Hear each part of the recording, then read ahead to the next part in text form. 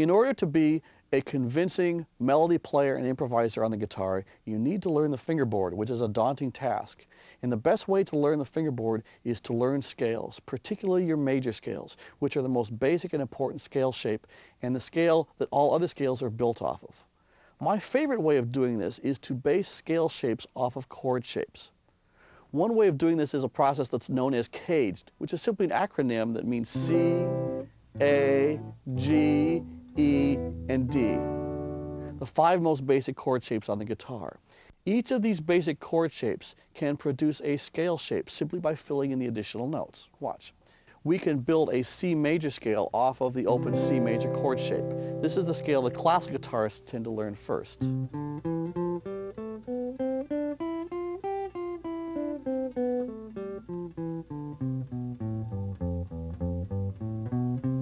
Now the only problem with this scale shape is that it involves open strings. We want forms that we can move up the fingerboard. So what we're going to do is we're going to take this and move it to C major up at 12th fret and do everything an octave higher.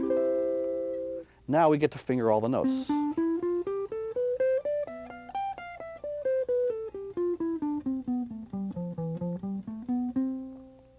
Now going back down the fingerboard, we have a scale shape based around the C chord. Now what we're going to do is we're going to play only C major scales. So we're going to take our shapes and move them around. For instance, here's our A shape, which will move, remember the C chord at 3rd fret. Now we'll build a scale fingering around this. Watch, I'm going to start with my 2nd finger. Don't automatically assume that scales start with the 1st finger.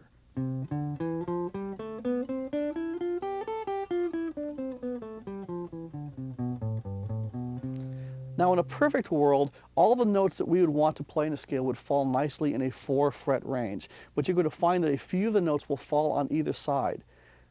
You need to handle those either by shifting up to catch a note or by stretching backwards. These particular scale forms are all done with a shift. Notice a shift to catch to the F. Some people prefer to use stretch, and the stretch fingerings are also listed in the booklet. And by the way, all these scale forms can be reviewed on pages 8 and 9 of the booklet. Okay. Now, there's a good chance that you'll never play this particular type of C major chord. This is a C chord using the G shape, even though a lot of rock tunes are based out of this relatively simple version of the same chord. But it doesn't matter. What we're simply going for is a place to put our fingers for a new C major scale. Watch.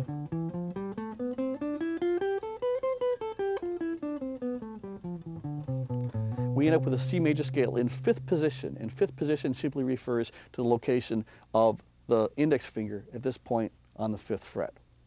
Now let's take our E shape and move that, we've done this before, up to a C major bar chord. And again, let's fill in the notes around the chord tones to get a scale finger. Remember, we're going to start this time with our 2nd finger.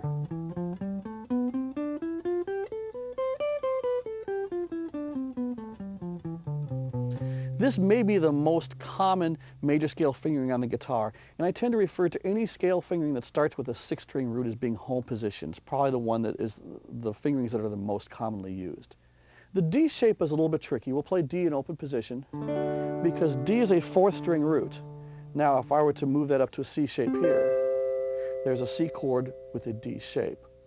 Now, again, if you're not familiar with the chord shape, that really isn't much of a concern. The main thing we're going to do is find yet another location for a C major scale. So this time we're going to start with a C on the 4th string, 10th fret, 2nd finger, and fill in the additional notes